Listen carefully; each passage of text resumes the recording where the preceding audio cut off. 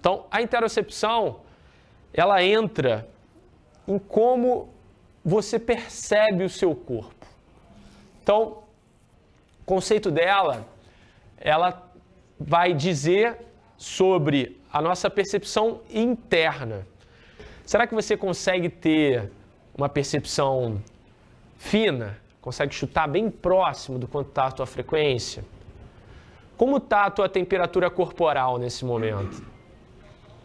Será que você consegue perceber, poxa, meus braços estão frios, meu pé está bem quente, está com uma meia, ou, não sei, eu estou com os lábios secos. Como está a tua percepção interna com relação às tuas emoções? Né? Poxa, será que eu estou falando mais lento? Você está ficando mais calmo? Ou não, você está ficando mais entediado? A forma da gente perceber o nosso corpo influencia em como a gente vai responder aos estímulos externos e internos. A interocepção, ela tenta fazer um mapeamento dessa relação mente-corpo. Então, estou trazendo para vocês mais um conceito que tenta agora falar principalmente sobre o mapeamento interno, beleza? Então, os estudos, de uma maneira geral, eles avaliam alguns testes básicos, por exemplo, como eu falei para vocês, de percepção da frequência cardíaca, principalmente da frequência cardíaca, a relação de fome, então a nutrição trabalha muito com isso. Então, você quer comer agora, só porque está de 3 em 3 horas? Você já refletiu se você efetivamente está com fome? Ou você está com sede? Né? Acontece muito isso comigo. Eu estou com sede, eu não estou com fome. Né? Então, como você percebe, né? Como você percebe o seu corpo vai influenciar na maneira de como você avalia a sua dor, como você avalia o seu estado de afeto, como você avalia o mundo à sua volta, certo?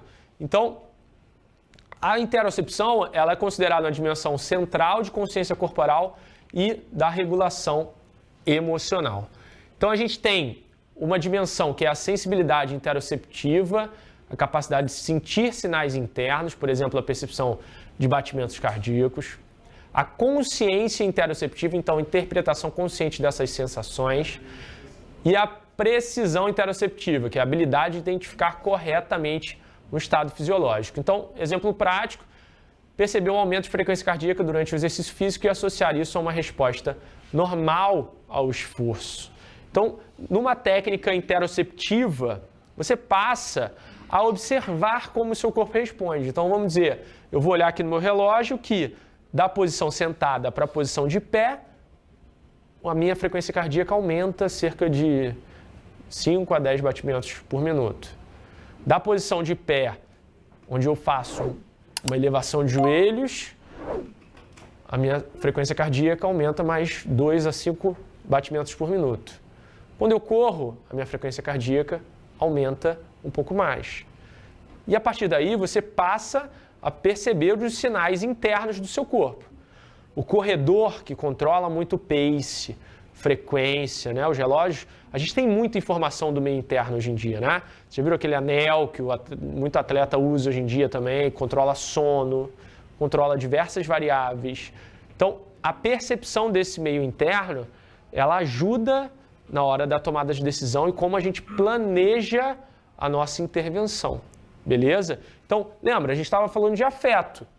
Então, poxa, a gente começa a criar algumas associações que são a minha aluna no dia que saiu lá do julgamento, que ela saiu super abalada emocionalmente, a gente sabe que esse dia ela não vai responder bem. Por que sabe? Porque vocês passaram já por uma observação que em outras situações iguais ou parecidas, né, ela não responde bem ao treino de força naquele momento. Ela passou a perceber como o meio interno dela se comporta e a sensibilidade dela passa a ser cada vez mais fina para isso.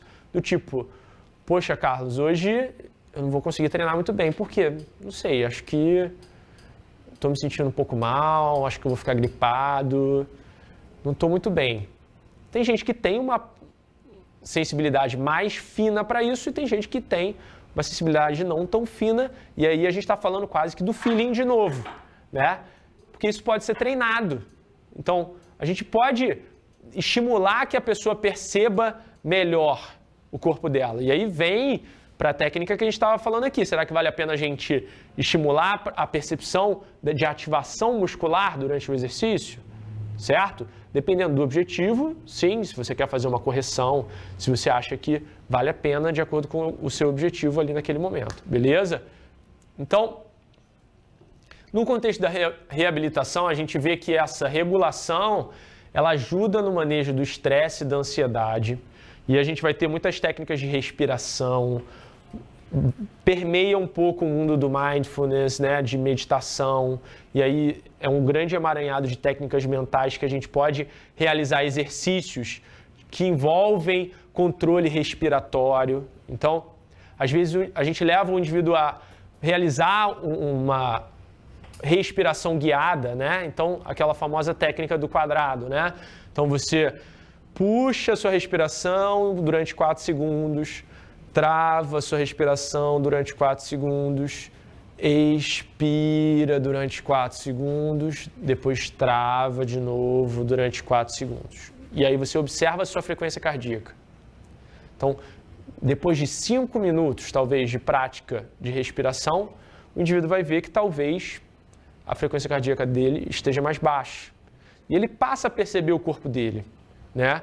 Olha como isso pode ser rico no controle pré-prova de um indivíduo de performance, né? De um atleta, né? Como ele vai controlar o ambiente interno dele, como ele está percebendo que o ambiente dele interno não está apropriado para realizar uma prática ali que milésimos de segundo fazem diferença, né?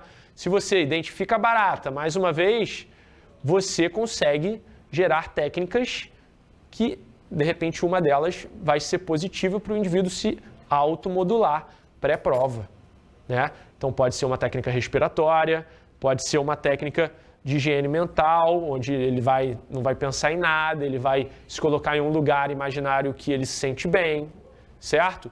E aí a gente vai para diversas manipulações. Isso, volta na história lá do início, é psicologia do esporte, né? Não é tratar a doença mental propriamente dita, é também, mas não só isso, certo? É você manipular as subjetividades que estão envolvidas na performance. O indivíduo que talvez consiga chegar num ponto de atingimento ali de ativação, né, pré-prova, ou de ansiedade, ou de consciência corporal da estratégia, do foco dele que ele vai precisar dar, com controle mental melhor pré-prova, ele talvez tenha uma performance melhor. Então, olha como a gente já palpou muitos, né, pontos que a gente falou lá no início que talvez a gente ficasse só na subjetividade. Entra ouvindo uma música na natação ali pré-prova que você vai entrar bem. Não, o indivíduo não se conhece como ele responde. Como será que ele... Qual o tipo de música que ele vai escutar, né? O que vai influenciar? O que ele está pensando naquele dia pode influenciar, né? Tem dia que eu quero escutar pagode, tem dia que eu quero escutar funk, sertanejo. Depende do meu humor no dia. Quem vai dar essa resposta para você? O próprio indivíduo, certo? Quanto mais a gente estimular essa questão interoceptiva, do indivíduo se auto-perceber, melhor ele vai dar as respostas para a gente. Que é isso? Você chega, e aí, como está hoje? Início do treino. Tudo bem. Como está o corpo? Alguma dor? Não, tudo bem. Tudo bem, ele não está prestando atenção no corpo dele, né? Pode ser que esteja tudo bem, mas aí você começa a fazer um exercício. Então vamos correr. Para correr eu acho que eu estou com a perna meio cansada. Ou ele começa a fazer um tiro, minhas pernas estão cansadas. Ele não tinha tomado consciência daquilo, certo? Então, quanto melhor ele tiver de associação com o ambiente interno dele, melhor ele vai te dar as respostas também de feedback que a gente precisa, certo? Esse é um feedback constante, não só mandando ele prestar atenção na frequência cardíaca, como a gente vê nos estudos, mas principalmente fazendo ele entender, olha, você precisa prestar atenção no teu ambiente interno. Olha como você responde melhor quando você me dá uma resposta otimizada, né? Ou quando você identifica que essa situação externa está te gerando essa associação, beleza? Se a gente não sabe onde está a barata, a gente também não consegue identificar, beleza? Então, exemplo prático. Pacientes com dor lombar crônica podem usar a interocepção para identificar padrões de tensão muscular e reduzir o desconforto. Então é muito clássico, a gente falou até de pacientes que levam até uma cinesiofobia, né? Que é isso, poxa, eu tô sentindo que eu tô ficando mais travado, eu acho que eu posso ter alguma crise se eu realizar um esforço, né? Vários padrões que o indivíduo vai identificando que pode ser que desencadeie uma crise para ele, né? Nessa questão ele consegue ler ali as tensões musculares no corpo dele, né? Você tem que considerar isso, tá bom? Vamos fazer alguma terapia manual, aí sim, mais tecnicista, mas também por que vem esse padrão? Aconteceu alguma coisa diferente? E você vai tentando manipular isso, tudo bem? Então a gente tem algumas aplicações práticas, né? Então, biofeedback, né? Ajuda a melhorar a percepção interoceptiva monitorando sinais fisiológicos. É o exemplo que eu dei aqui. Vamos realizar uma técnica de respiração e você vai mapeando e olhando como o teu corpo responde. Hoje a gente vai fazer um treino X de circuito ou um treino exatamente igual como a prática que você vai precisar fazer no dia da prova lá que você compete e vamos ver como você responde, vamos filmar como você responde, vamos ver exatamente como você se comporta, né? Exercício de respiração controlada, então promove uma maior percepção dos estados internos e melhor controle emocional. Técnicas de mindfulness reduzem a hipervigilância e aumentam a precisão interoceptiva. Então, exemplo prático, técnicas de respiração diafragmática para pacientes ansiosos antes de tensões de reabilitação física, de sessões de reabilitação física. Então, a gente pode utilizar hoje em dia, assim, no antidoping eu vi muito isso, né? A gente vai testar muito atleta pré-prova e eu tenho o viés de às vezes estar ali, eu cheguei, o atleta acabou de urinar e vai ficar um tempão até ter vontade de urinar de novo, eu fico conversando com ele durante um tempo e acabo tocando nesses pontos, né? De meditação, de controle mental e muito atleta utiliza isso hoje em dia.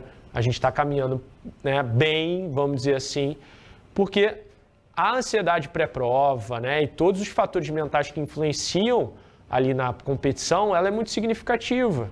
As pressões que o atleta sofre, né, o quanto que a diferença entre a medalha de bronze e o quarto lugar vão fazer diferença na vida dele, né, um patrocínio que muda a vida dele, né, então o quanto que aquele atleta consegue lidar com essa pressão, né, isso faz muita diferença dele ter um bom controle mental, uma boa capacidade de foco na estratégia que ele vai realizar durante a sua performance, para que ele consiga efetivamente na prova colocar isso em prática, certo? Então, é isso que vai resolver os problemas do mundo? Não, né? Tem toda outra parte técnica junto, mas se o atleta hoje em dia ele não toma parte da existência da barata, ele não consegue criar estratégias para ele resolver os problemas dele.